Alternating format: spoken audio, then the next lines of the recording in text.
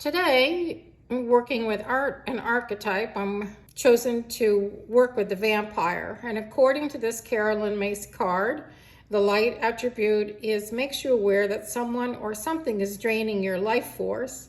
And the shadow aspect is depleting others for your psychic survival, chronic complaining, and codependency. So in looking at the vampire, I'm going to work off of the gel plate today, and I'm on my print pad, and I've selected from Catherine Anderson's beautiful books. She just has these incredible books of these just exquisite photography from around the world. And I wanted to do a door because in the light, the vampire requests permission to cross the threshold. Otherwise, in the shadow aspect, the vampire doesn't register or acknowledge boundaries and violates those boundaries. But then I also came across this castle that she had. So what I did was I transferred these into black and white images on what's called business paper. And I'm going to set these down on the gel plate, and then I'm going to press them, and I'm going to let them sit there for about 15 minutes.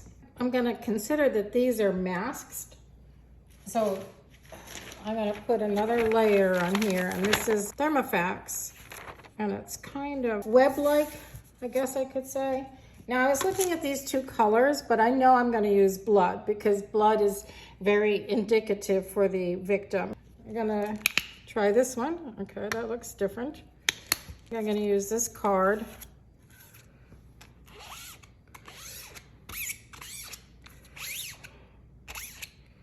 But I don't like that that is all kind of one color, so I'm coming in with another,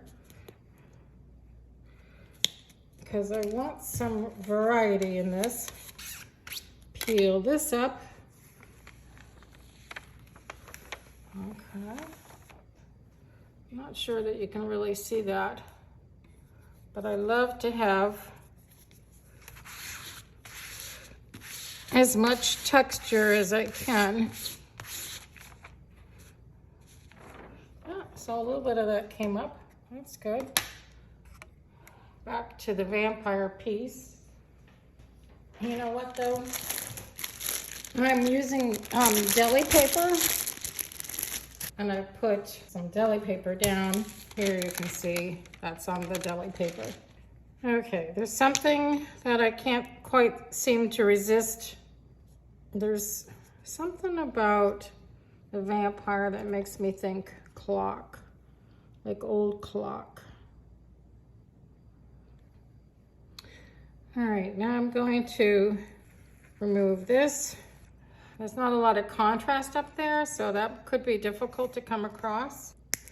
Gray, I'm gonna put that over there. Maybe come over here, giving it a little texture. Okay, now I'm coming in with matte medium. Come on over here and do this whole thing. And coming in for the deli paper. That didn't pick up much of nothing. I'll come in over here, grab some more matte medium, and see if I can grab some fabric. This fabric will take much longer to dry.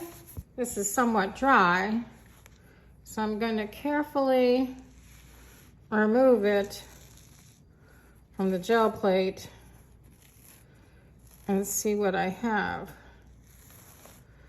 You know, this is not too bad.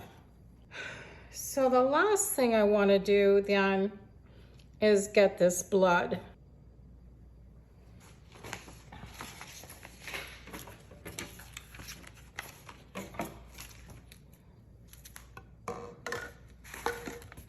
Okay, so I've never done anything with a clipboard before, but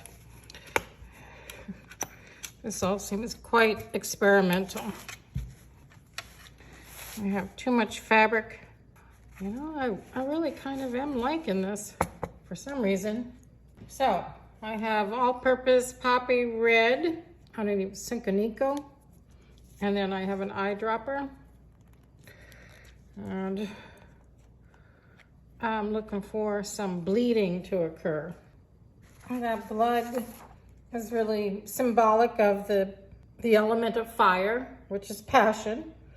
And it's also very symbolic of the alchemical process, which is the artist. And here we are, vampire and artist combine. So how can you tap into the passion? How can you tap into being able to go into the depths of your soul and use the information that's available there, not to wallow in darkness or to participate in dark behavior, but to bring that light to the world and bring that authentic self, because everybody has darkness. And remembering that there are no, there's no good or bad about the archetypes. They are what they are. And remembering that in the light, the vampire is going to seek permission. They're not going to use seduction. And probably very importantly, keep in mind that you don't, as an artist, that you don't allow anyone or anything to suck your essential life force of creativity dry. So follow me for more information on art and archetypes.